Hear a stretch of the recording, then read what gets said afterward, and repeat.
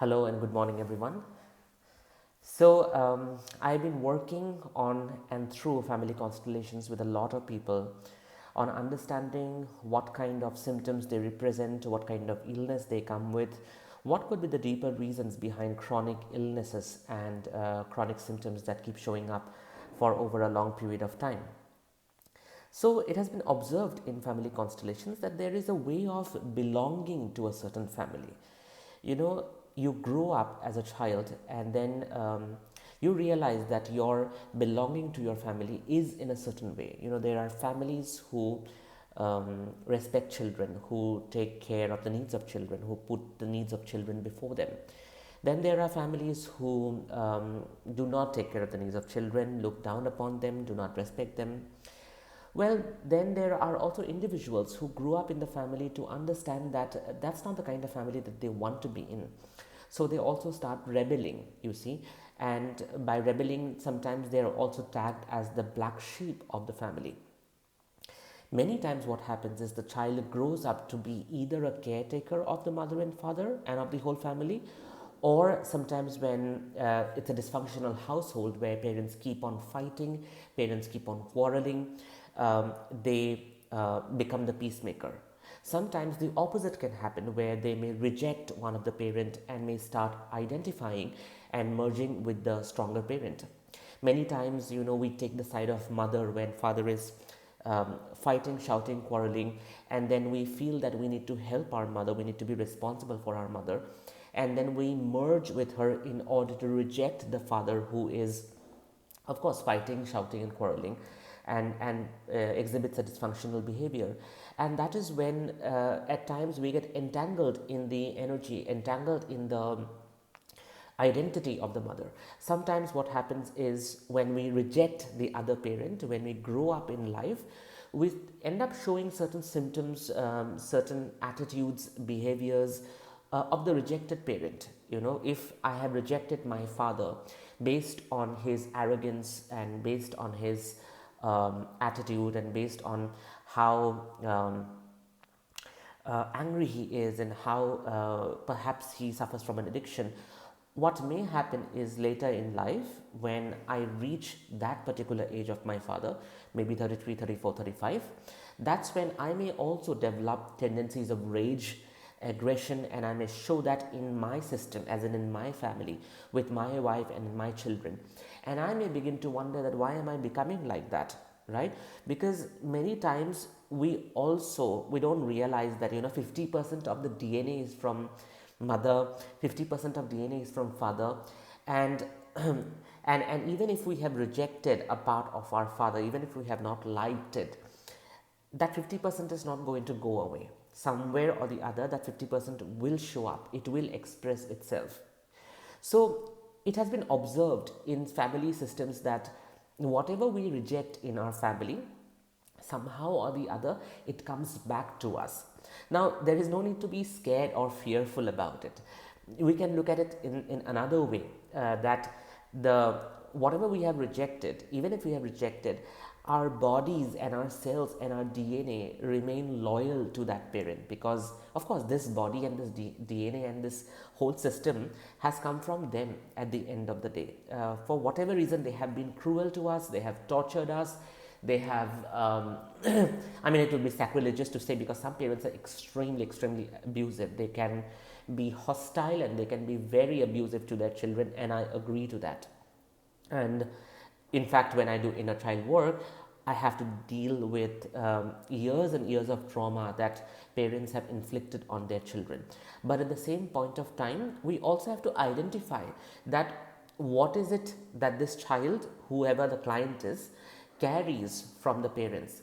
Even if one parent was quote unquote good and supportive and loving, and the other parent was not supportive, aggressive, arrogant, and showed signs of, you know, great aggression, even then we have to look at what they have carried from this parent and what they have carried from that parent. Rejection of any form, at because of any reason, valid, invalid, just or unjust, is going to bring all of those behaviors, all of those feelings and emotions, even in the client, even in the child. So we have to realize that our family ties are way deeper than we think. And our bodies are way more loyal to our parents and to our family lines than we think. We may leave our parents and we may go ahead and live our life, and we may be in different cities, but many times it has been observed that children, when they grow up, tend to acquire the same kind of chronic illness, chronic sickness that their parents had, or probably their grandmother had or grandfather had. Sometimes the grandmother is depressed because of whatever she faced with grandfather, and then that is experienced by the grandmother as a felt emotion, felt sense, and that goes to the mother, and from the mother it goes to the grandchild, who happens to be the client in this case. And the grandchild feels that it is through this chronic illness it unconsciously feels that it is through this chronic illness I can be loyal to my grandmother, I can remain loyal to this family line. Many times what happens is, say there is a grandfather and there is grandfather's brother who ends up committing suicide for some reason which happens to be a dark secret in the family, and it is never talked about, it is never acknowledged, it is never grieved, because in olden times people had a lot of taboos about their life also. So it could be any of the taboo, it could be any of the secret, it can be a family history or a family secret because of which the person might have committed suicide, and it was never discussed, never acknowledged. Years later, what may happen is, this grandfather's son is born and this son's child is born, and this child grows up to be a depressed individual, grows up to be someone who constantly feels as if all the people are out there to shun him, all the people are out there to neglect him, all the people are out there to make him feel as if he doesn't exist, that he's not valued, and therefore he grows depressed to the extent that he starts showing up suicidal tendencies. Now, seldom do we realize that this child, is actually following the grandfather's dead brother who committed suicide. So this is what we call as following the dead. Many times when children develop depression, we also have to look at these symptoms as set of language that is pointing out towards which ancestor or which forefather or which, say, father's brother, uncle had the similar kind of symptoms, rather who faced exclusion. Now, this man who committed suicide was never talked about, never grieved, never acknowledged, right? So there is a sense of exclusion there from the entire family. So that exclusion will follow somewhere or the other, because in a system, nothing truly can be excluded. Everyone has the right to be included, dead and undead. We exclude so many members of our own family. Sometimes we do not like certain members, and of course, and there can be valid reasons for not liking them. They could be, hostile. They could be, quote unquote, evil and bad people. But then the point is, when we step back and look at it as a system, when we remove our judgments, and we look at it as a system, when we remove our sufferings also and we look at it as a system, then we realize that everyone actually has the right to belong and the right for inclusion. And the fact that somewhere or the other there has been rejection, judgment and exclusion in the family line for whatever reason, that exclusion will follow and will try to include itself through another person in further generation by executing and exhibiting similar kind of symptoms. So that's how we get to know sometimes that chronic illnesses are perhaps a part of an unrealized individual who went through exclusion, neglect, or unacknowledgement in the family line. Sometimes it can also be a part of a collective trauma. So many families, not just in India but in many other parts of the world, have been victims and survivors of war, as well as famines, as well as mass massacre. But are those things really in the past? They may not be in the past. Many people who come to me with symptoms of deep anxiety, sometimes hallucinations, sometimes delusional disorder, sometimes seeing or experiencing dreams which make them feel as if they are caught in trauma, and they are caught in some kind of warfare. When we look at these symptoms, chronic symptoms, we realize that there were grandfathers or grandmothers or forefathers or ancestors who were parts of wars, who were parts of, who were actively involved in famines, who suffered some kind of collective trauma. For example, the partition. Someone had quoted, and it's a very nice case about a respiratory illness. It's actually there in one of the books that I had read. It's a sign of there is symptoms of respiratory illness, and when they look at this respiratory illness as a symptom, and when they follow the symptom, and in a constellation, in a family constellation setting, they look at who this person is following through the illness, they figure out that the grandfather had died in a war because of the in a gas chamber, and there was a lot of inhaling of the gas, and the entire respiratory tract was damaged.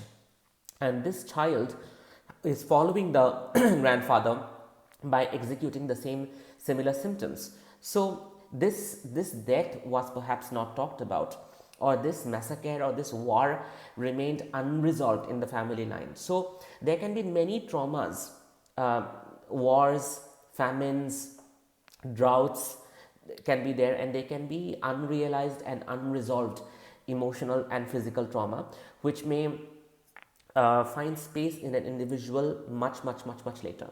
So the meaning of this whole conversation, of this whole video, is that we belong to our families and our family line in far more profound and deeper ways than we think, than is apparent.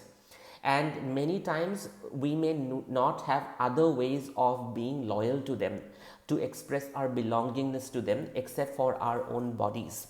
So sometimes what happens is chronic illnesses and chronic diseases could simply be reflections, replications, and entanglements with these different ancestors and different parts of our family line. Most times these entanglements are with mother and father.